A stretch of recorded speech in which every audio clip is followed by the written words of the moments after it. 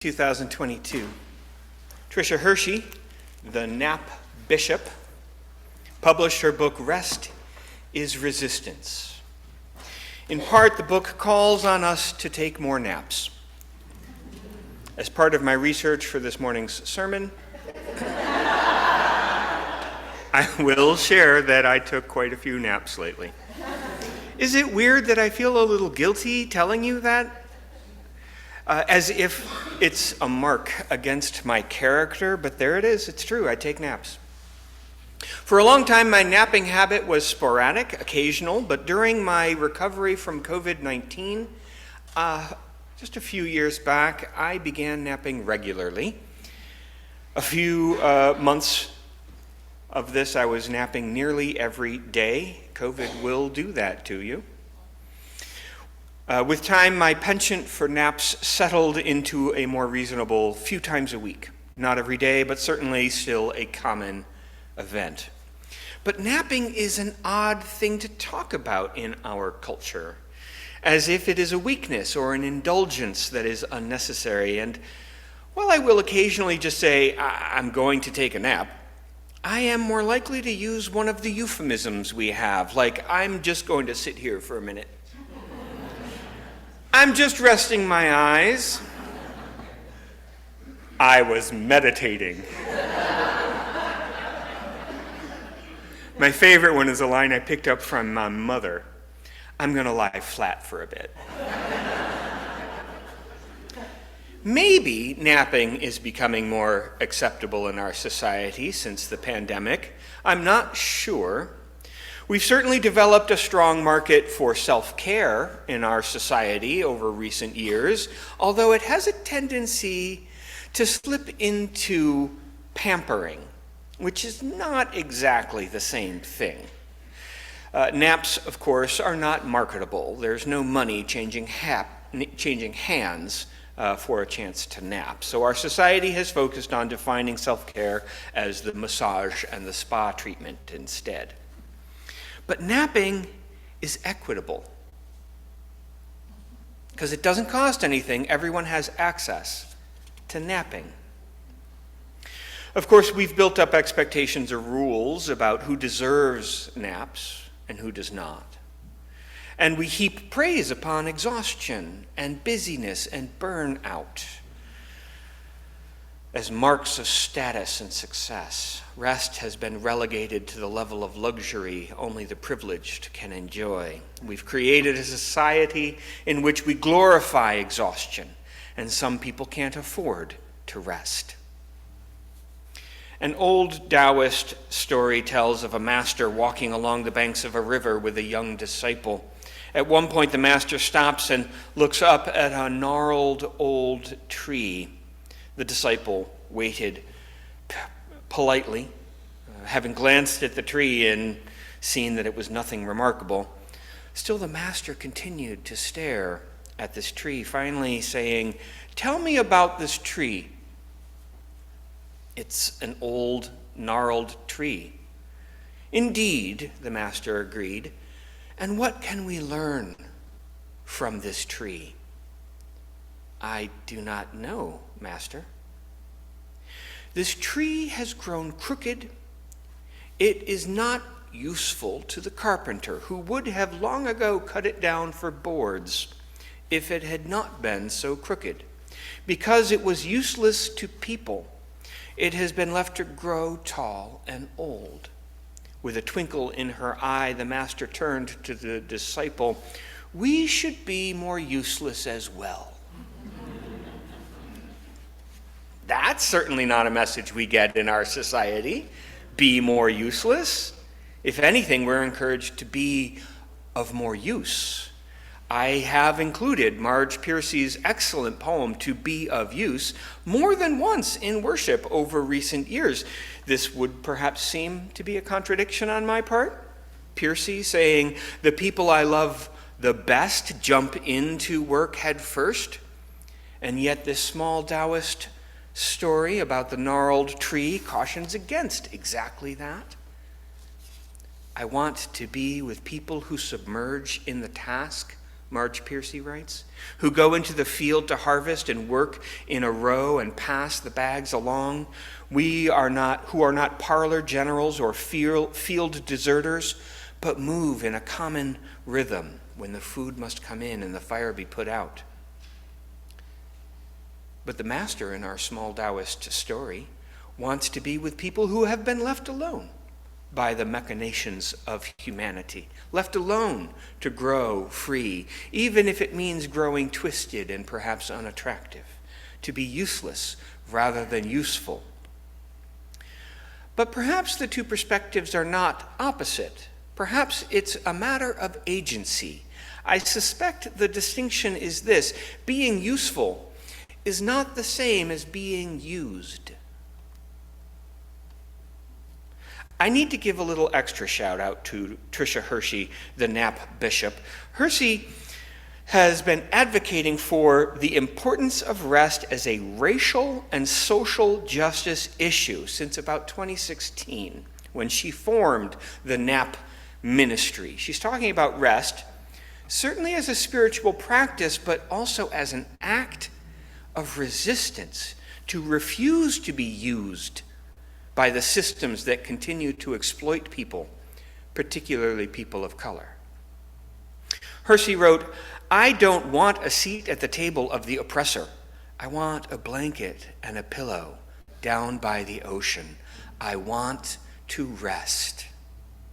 There is a photo I found of Hersey sleeping on a bench in a garden. Try to picture it in your mind. It is quite striking. Part of Hersey's focus is to recognize and honor the way sleep deprivation was a regular tool of the slavers to abuse black people. "I refuse," she wrote, "to donate my body to a system that still owes a debt to my ancestors." For people who work 3 jobs to keep afloat, who are on the edge of homelessness, or who live in fear of punishment if they do not produce enough, rest is too risky. And there are people for whom chronic illness causes rest to be just out of reach. This is not simply a conversation of how we should take better care of ourselves.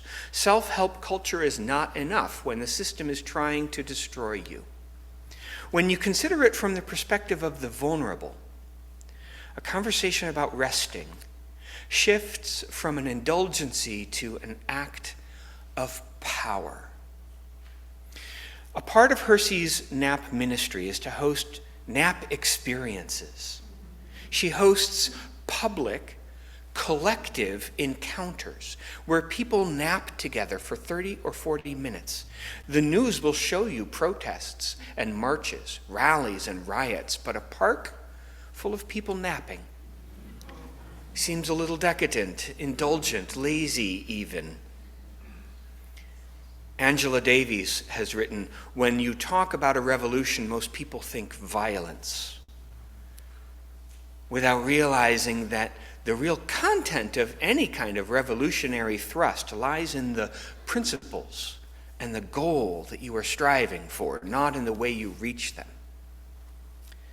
The goal of the Nap bishop is striving toward what seems to me to be a conversation about agency, to be in control of your own healing and wholeness. Rest is how we access all our other powers. When we are denied rest, we begin to lose something basic of our humanity.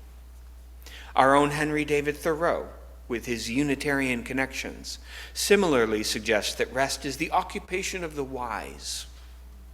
I have regularly cited Thoreau with that. Time he talked about 2 types of hikers. There are those who climb to the top of the summit, and once arrived, they sit and rest and enjoy the spectacular view from the mountaintop. And then there are those, he says, who rest in every step. This weekend I went looking for the exact quote from Thoreau on the internet because for years I've had this idea that this is actually what he said. And I found the source. It was in his journals from 1839, the same journals with that beautiful line, "There is no remedy for love but to love more." And I found I was close. The exact quote does not talk about climbing mountains or stopping for beautiful views. The actual quote is far more in line with what Tricia Hersey is talking about in the importance of rest and reasonable pacing. I'll read you his passage from the journal, September 17th. "Nature never makes haste. Her systems revolve at an even pace. The bud swells imperceptibly, without hurry or confusion, as though the short spring days were an eternity. Why then should man hasten as if anything less than eternity were allotted for the least deed? The wise man is restful, never restless or impatient. His each moment abides there where he is. As some walkers actually rest the whole body in each step, while others never relax the muscles of the leg till the accumulated fatigue obliges them to stop short." Thoreau argues the same point as Hersey. Don't wait for the exhaustion to stop you. Be wise and take your rest regularly with each step. Be more like the natural world. Do not make haste. Indeed, take your rest like breathing in and out, like the cycles of night and day, of rest and activity. The resting part is deeply important, not a neglectable bug that can be worked out. Ignore your exhaustion at your own peril. We want more than a life lived exhausted, opens the prayer that we had this morning. The prayer from the collection of poems and reflections by Cole Arthur Riley in her new book, Black Liturgies. One of her reflections on rest includes this passage: "Rest will never feel urgent to those who don't understand the violence of exhaustion in a world that uses the body as currency. Rest is sacred defiance, a reminder that we will not be owned." Resting is healthy. It's interesting to think of resting also as a spiritual practice, even as a form of resistance. Yes, when we rest, we begin to reclaim our power. We set a firm boundary, a vibrant no to the violence of exhaustion. Rest is a form of empowerment. Our bodies are protected from harm, and they begin to heal. Hersey says it more profoundly. To not rest is really being violent toward your body, to align yourself with a system that says your body doesn't belong to you. Keep working. You are simply a tool for our production. No one else is going to honor your need to rest. There will be no praise for you when you rest. The riches of the world will not be poured out upon you. And yet the violence we do to our body, the way we push ourselves to produce for a toxic system that does not care, that will get praise. That will get celebrated. But to learn the true strength of resting is to tap into your full humanity and power. We need to unlearn that which leads us to the brink of exhaustion. We need to honor the cycles of rest so that we can rise. The way to build our energy to accomplish good things is through the dynamic rest and rising, back and forth, not through constant pushing and pushing and pushing. We must regularly step back that we may thrive. And there is no shame if rest does not come easily to you. Our society has concocted a way to keep you from rest. And if rest does come easy to you, consider its power for those more vulnerable than you. They need this message from you in word and in deed.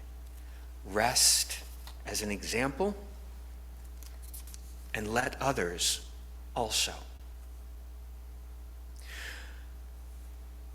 Draw your attention to this next time you lay down to sleep. Your rest is a holy act. Resting is like meditation or practicing yoga or Zen sitting. It's an embodied practice that you do to connect with the holy, a practice that can lead you deeper into yourself and your relationship with God. Draw your attention to this next time you lay down to sleep. Your rest is an act of resistance. Even if you are not vulnerable or exhausted, we participate in a society that uses people. When more people rest and are rejuvenated, the world will be more whole because we as individuals will be more whole. Draw your attention to this next time you lay down to sleep. We are inexorably part of the natural world. Let us learn to follow nature's lead. Take the time you need to rest, to heal, to live. In a world without end, may it be so. I invite you to